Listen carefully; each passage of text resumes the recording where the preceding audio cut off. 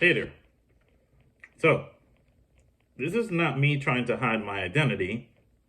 This is me trying to figure out whether I'm going to be Kanye West or administrative results for Halloween.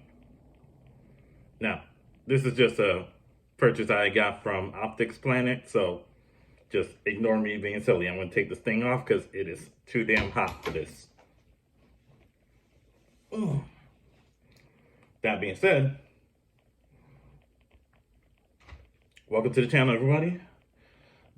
If you're new here, if not, if you're just checking up on what I mentioned before about accessorizing the ZroDelta, here we go for the Zulu2. First thing I'm gonna just address from my previous video, the metal magazines here. I did fill this one up. It's a 30 round mag, but I filled it at 28. Thank you, YouTube. Now, this doesn't have any particular branding on top of it. Aluminum magazine, but I did find out that this actually comes from unbranded AR. So this is their mil-spec magazine for AR-15s.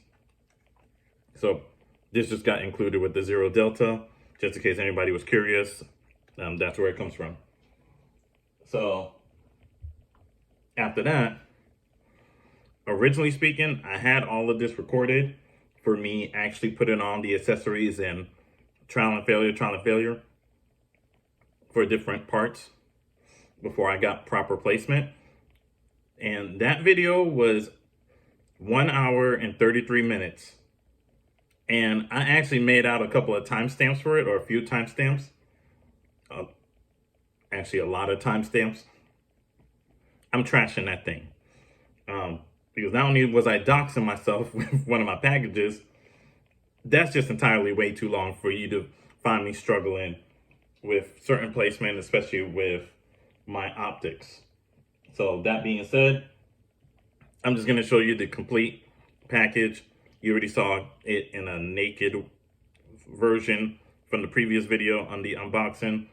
I wanted to try to get both in the same video, but like I said, between my going back and forth with different placement and even switching apart with the Banshee, I'm skipping all that. Not going to subject you to all of that. So let me just show you what I got done so far.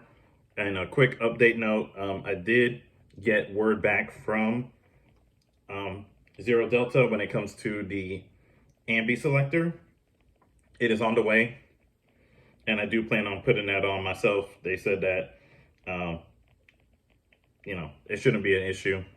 So just wanted to make mention of that. And particularly that being a QC issue, I want to say that the reason behind that is because they do work with unbranded AR, ZroDelta that is.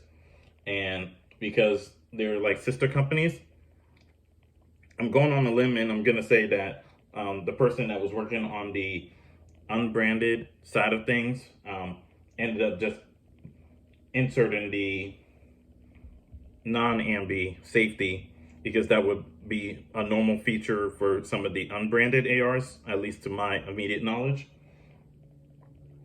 versus the ambi selector that is supposed to be with this rifle in particular. So I just want to think that's the reasoning behind it of how that could happen.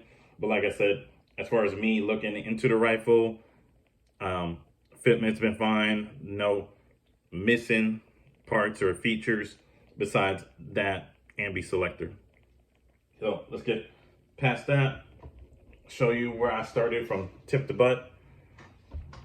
So the first and the only thing that I got done in under 5 minutes on the original take was my night core light, which I also have on the Cmmg Resolute, and only able to fit that due to the rail space here because everything else is smoothed out. And then probably the thing I fussed around with the most here was my MBus Pro rear sight, which I got enough clearance here now to flip it up and down and mess with the aperture and all that stuff. But I tried putting it on the rear first, and then it being on the rear was shifting these two up front, the Metro light red dot and the magnifier, and I could not get the red dot to cover on this section over here. Just couldn't get the room for it. Couldn't get these two to get any closer together, as they are already fairly close, as you can see there. So I ended up just pushing this to the front. Not a big deal. I'm not worried about this losing zero. I am more concerned about this remaining on a plane that will be stable, with the magnifier pretty much pushed back as far as possible here. So that's what we're looking at there. And if you want to see the chamber, go right ahead there. And basically that covers the top section. Then what you already see here is this side of the rail covers. And I'll show you the other side. Excuse any noise on the table.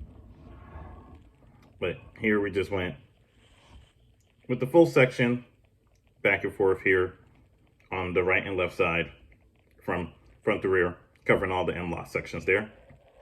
And one of the neat features is that you can see where it lines up really easily for the entire sections, right? So it's about the easiest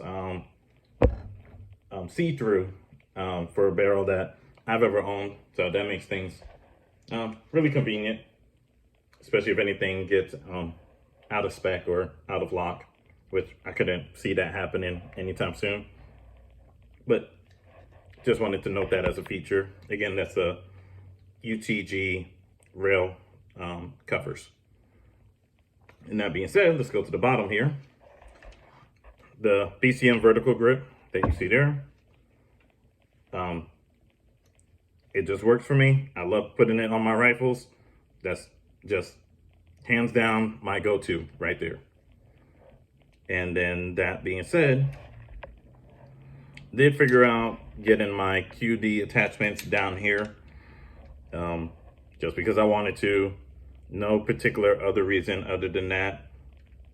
But this was the part that I did switch with the Banshee, was one of these that I had a different type of mount on it. And I was going to put a Picatinny QD part here, closer to the rear sight. But again, the placement, the fitment issues with the optics wasn't working out with that. So I ended up putting that on the Banshee. Works out better. And again, going back to the bottom here on the 6 o'clock section for these two M-LOK mounts. So that's what we got here. And then that pretty much covers it. I should not have needed to do this for an hour and a half if my brain was fully functioning. But that's what happened. This is going to be a whole lot shorter of a video, hopefully under 10 minutes. And as much as I was going back and forth and getting into the room and out the room, trying to figure different things out with the other rifles, I'm still carrying over apologies for wasting everybody else's time, including my own, for that hour and a half. But that pretty much covers it. If you if you have any other questions, feel free to comment below. Again, using the Westlake Tactical 2-point sling. It's pretty much my go-to with pretty much all my long guns. And I want to say that pretty much covers it for now. I'll be participating in a pistol competition tomorrow for a $100 gift card, 10 rounds in 10 yards. Red dots are included, so I'll be using my MMP pistol with the Cmmg trigger, and we'll see if I could get some free stuff.